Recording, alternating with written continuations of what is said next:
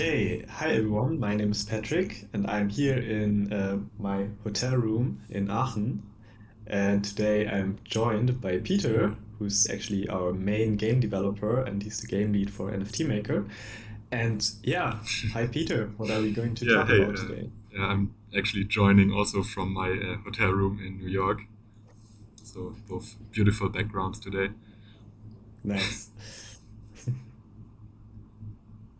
Yeah, so Peter, what's the topic? Oh yeah, so okay, so today we will be talking about two things. The first one is something we already announced, the Game Jam, or also known as a game making competition. And I think it will be lots of fun. Feel free to join. And the second one, that's even more important, is the game Launchpad. There were some teasers here and there, but today I think we are ready to tell you what our plans are, and I'm excited about that. That sounds really good. Can you maybe also give us a short introduction to yourself? Like, who are you? How did we meet? Why are you here? Yeah. Okay. So yeah, my name obviously is Peter, and I'm one of the co-founders here at NFT Maker. I just finished my bachelor's degree a little bit later than Patrick and Fahim, so I'm only full time in the company for 3 months. And my first project here is the game Launchpad, which we will be talking about today. And yeah, Great. Then let's start directly with the game launchpad. Can you tell me maybe roughly what is the game launchpad? yeah. I guess back when you came to me with this idea, um, we talked about the opportunity for people to buy games in the form of NFTs, and then the NFTs that are bought will serve as a way to access games. So yeah, basically you don't buy items or anything. You just buy a game, and then you get that one game, but you hold it in the form of an NFT, and then you can give the game away to other people or whatever. Okay, so do I understand correctly that the benefit of holding these NFTs is basically that you own like a license for a game in NFT form and you can transfer it to other people easily and you can sell it on the secondary market and stuff like that? Yeah, exactly. I mean, if you look at the situation today, there used to be like secondhand game stores where you can buy physical games, and that's really cool because you can save money with that.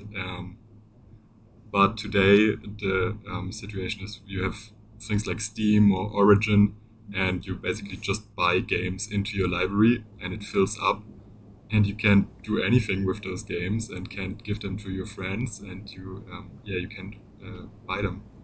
You can sell them as well. So with the Access NFTs, you will have the opportunity to play the game, and if you're done, just give it away. That sounds great. And when you give it away, the original developers of the video game, they receive royalties. Is that correct? Yeah, so that's I guess the main reason why the secondary market for games was like cancelled. Um, because of course, if you go to GameStop and you buy a secondhand game, then the developers and especially the publishers they don't get money and they don't want that. So with the NFT royalty system, we can still give money to the developers, and that's also really important to us because, of course, they made the game and they deserve to get money for every person who enjoys it. That is wonderful. And can you talk to me a little bit about the crowdfunding aspect? The way I understand many NFT projects at the moment is that, the NFT project launches, they collect a lot of money, and they basically promise a roadmap of what they're going to do. Maybe some of them are building better, or some of them are building, creating a DAO or something else. And I feel like there's a lot of stuff to do there also with video games. So what are the plans there? Okay, so this is, I think there were many things in this question, but so the first thing is Yeah, so on June 10th, we will be launching the demo of this project, and with that, the first game. This game is already done, and there's no crowdfunding or just collecting money for any promises. So the game is out, you can buy it, you get it, that's it. But in the future, of course, we hope to help developers fund their game projects with this. But we are not looking for any kind of play to earn models or play to win models. It's mostly just about the same thing. You buy the NFT, and later when the game is released, this NFT will give you access to play the game. Yeah, so that's the goal. Cool, cool. One more question about the supply of the NFTs for the game. So will they be limited or are they uncapped? Yeah, I think this is one of the more interesting aspects of this whole project. Because, of course, if the initial supply is unlimited, then there won't really be a secondary market. So we will limit the initial supply. Um, and in addition to that, there will also be rare copies of the game. And those rare copies, they won't play any different, they just look different. So they are a little bit of like holographic film versions of trading cards, like the glittery ones. So they just look cooler. If you care about that, then you can get the cooler looking game, hunt for that. But otherwise, you just get the normal version, and you can enjoy it just the same way. Great. Yeah, I get that. And I know that a lot of the NFT folks are collectors as well. So it kind of makes sense to have rarities in the video game licensees themselves. Okay. Yeah, so you mentioned that the first game is coming out on June 10th. Is that correct?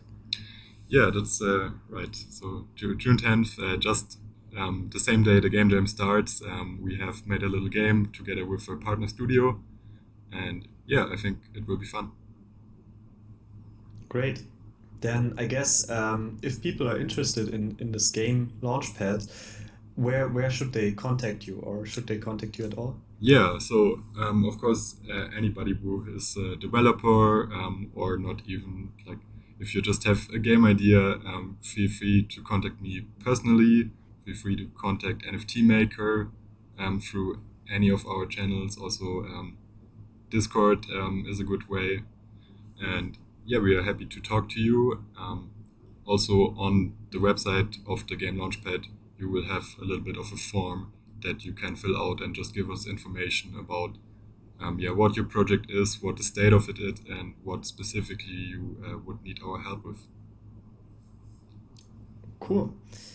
Okay, so then let's jump to the second topic, the game jam.